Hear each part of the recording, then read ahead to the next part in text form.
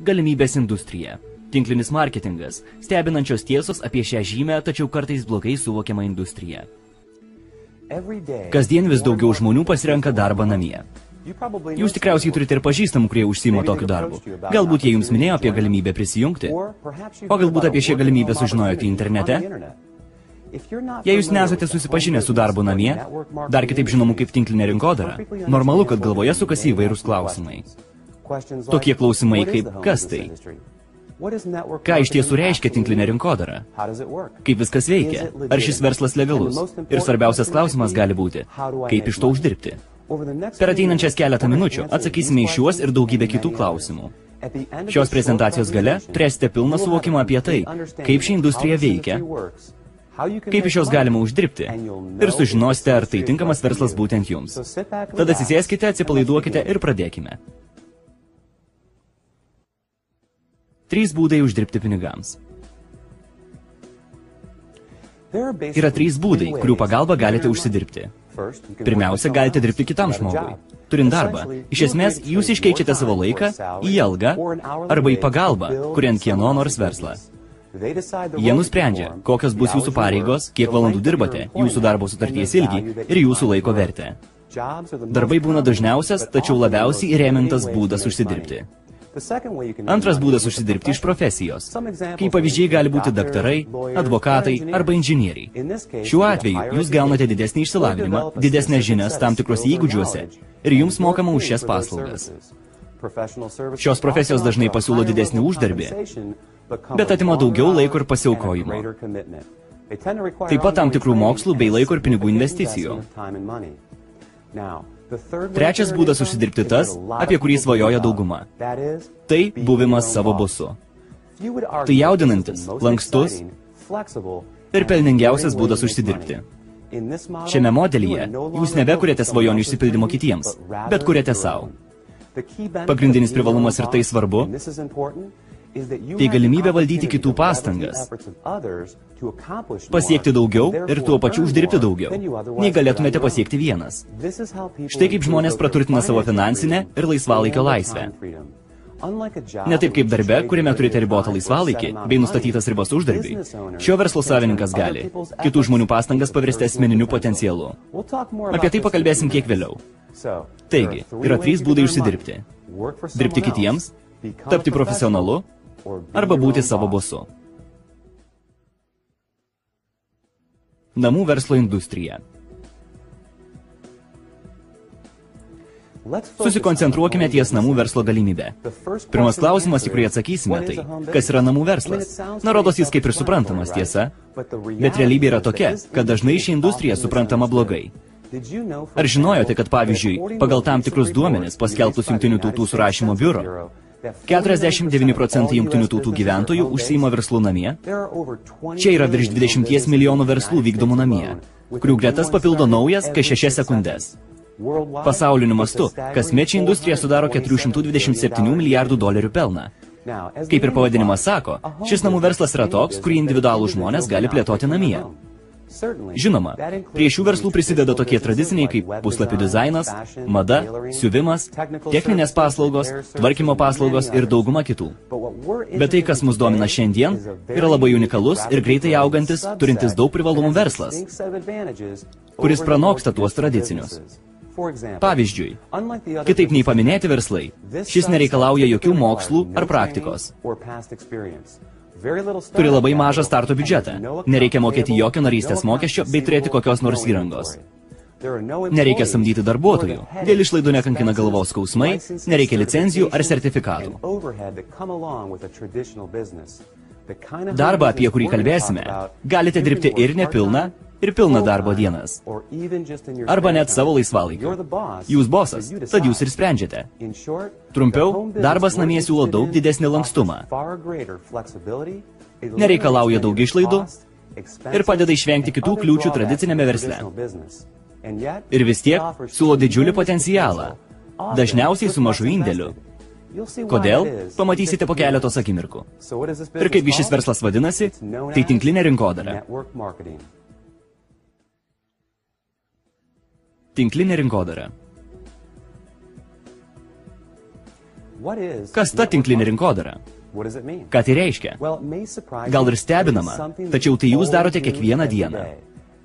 Tinklinė rinkodara reiškia reklama žodžiu. Iš esmės, ką nors rekomenduojant kitiems. Geriau pagalvojus, tai kažkas tokio, ką darome ir taip. Vedamės draugus į mėgstamus restoranus, kino teatrus ir poilsiavietės. Rekomenduojame knygas, parduotuves, daktarus ir daugumą kitų produktų, kuriuos mėgstame, žmonėms, kuriuos pažįstame. Tai mūsų gamtos dalis. Taigi techniškai, visi mes esame rinkodaros tinklo dalis. Tokia mūsų prigimtis. Skirtumas tas, kad daugumai iš mūsų už tai niekas nemoka. Bet kai kurie žmonės moka. Ir patys uždirba tikrai nemažai. Jie uždirba rekomenduoja daug daugiau ir neapsiriboja ties draugais ir pažįstamais. Pažvelkime į šį pavyzdį. Tarkim, jūs nusivedate keletą savo draugų į mėgstamą restoraną. Jie sutinka ir mėgaujasi maistu. Tada apsilanko dar ir dar. Taip pat atsiveda savo draugus ir tai tik tęsiasi. Čia susidaro nemažas verslas vien iš jūsų rekomendacijų. Taigi, ar restorano savininkas suteiks jums kompensaciją už verslo plėtojimą?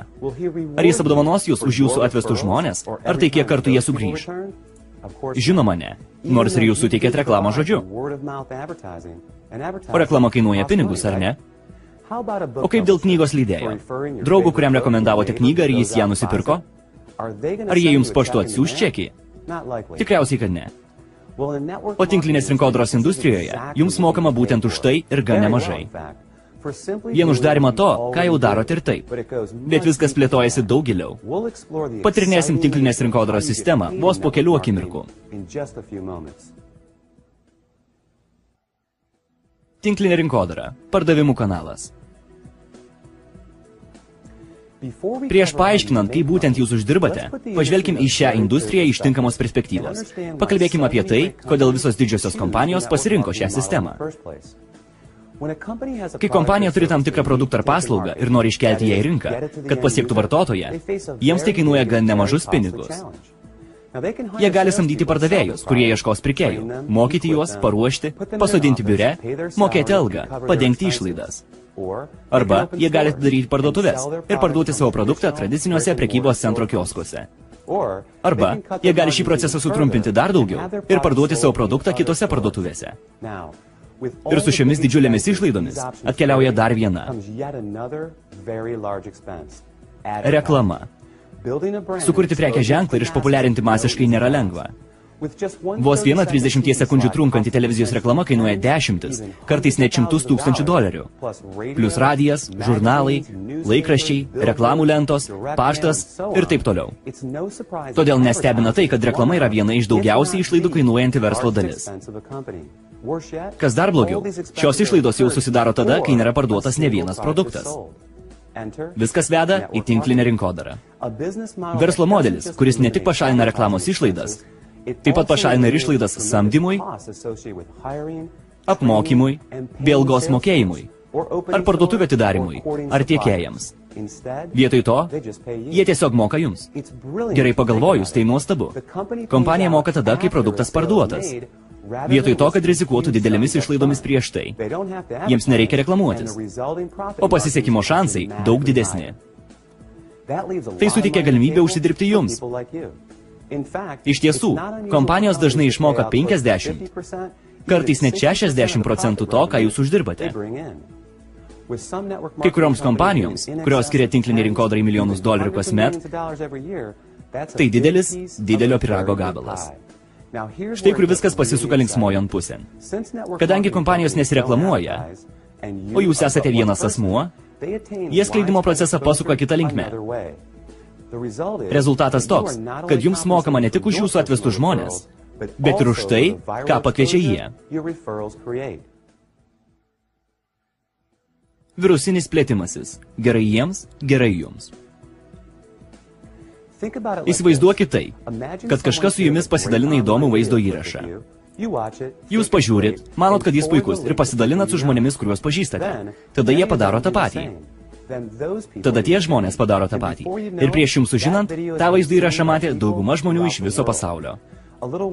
Puslapis pavadinimu YouTube puikuojasi didžiausios srauto susilaukiančių puslapių penketuke. Tai žinoma, kaip virusinis marketingas. Ir tai mes darome kasdien. Tinklinė rinkodara veikia tokiu pat būdu. Jūsų tikslas savo pakviestų žmonių skaičių padidinti į dar didesnį ir parduoti produktą, plėtojantis nuo vieno žmogaus tinklo vis prie kito ir kito. Kad paskatintų šį plėtimąsi, tinklinės rinkodaros kompanijos moka jums ne tik už naujų klientų atvedimą, tačiau ir už radimą tų, kurie atvestų dar daugiau klientų ir parduotų jų produktą. Kaip bebūtų, šis modelis nėra tinklinės rinkodaros unikalumo branduolys. Tarkim, Sue, nekilnojamojo turto agentė, nekilnojamojo turto kompanijoje. Kaip agentė, Sue uždirba tada, kai parduoda namą. Kaip savininkė, ji uždirba iš kiekvieno jos samdomo agento, kuris parduoda namą.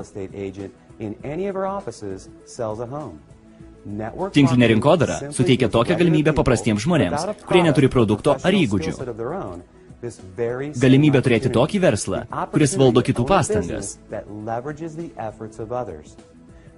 Tai tik vienas iš daugelio nuostabių tinklinės rinkodaros aspektų. Kompanija daug produktyvesnė, platintojai uždirba iš to, ką ir taip daro kasdien, besidalindami su kitais, ir vartotojas laimi, kadangi gauna prieigą prie produktų bei paslaugų iš žmonių, kuriuos pažįsta ir pasitikė jais. Su šiuo modeliu laimi visi. Ar tinklinė rinkodara legalus verslas? Tikriausiai pastebėjote kompanijų, kurias išlaiko vien tinklinė rinkodara. Tam yra gera priežastis. Kaip jau sužinojome, šios kompanijos nenaudoja senų ir tradicinių būdų prekybai. Jie nereklamuoja savęs per tokias medijos priemonės kaip televizija, radijas, žurnalai ir reklamos stendai, todėl jie nėra atpažįstami kiekvienam. Jie viską palieka reklamai žodžiu. Trumpiau, jei jūs negirdėjote apie juos, tikriausiai ir nežinosite. Bet prieš ką nors sakant, leiskit paklausti, ar žinote šias kompanijas. IBM, Gillette, Colgate ir Palmolive, AT&T, Avon ar Topware, o kaip apie GA, Citibank, Xerox, Texas Instruments ar Mary Kay Cosmetica. Na, šios kompanijos reklamai naudoja tinklinę rinkodarą. Milijardierius Warrenas Buffettas vadovauja keletui tinklinės rinkodaros kompanijų. Ir daugelis šių kompanijų taip pat dalyvauja ir akcijų prekyboje. Faktas tas, kad tinklinė rinkodara 100% legali, teisėta ir gerbiama. Tol, kol kompanija parduoda tikrus produktus tikriems klientams. Kitaip tariant, turi būti tikra paklausa ir tikra vertė. Dažnai žmonės kankina ir supainioja dalykas žinomas kaip piramidės schema. Tokia situacija, kur yra visiškai nelegali. Joje žmonės kviečiami tam, kad uždirbtų esantiems virš jų, kur nėra tikros vertės. Žmonės esantys apačioje lieka tuščiomis rankomis. Kaip ir apie bet kurią galimybę, įvertinkite ir apmastykite. Jei jums svarbu užsidirbti, o nerasti vartotojus, kurie pirktų produktą, nesiartinkite. Kitu atveju, galite ilsėtis ramiai žinodami, kad tinklinė rinkodara yra sąžiningas, legalus ir pilnas galimybių verslo modelis, kuris pritraukia vis daugiau ir daugiau žmonių kasmet.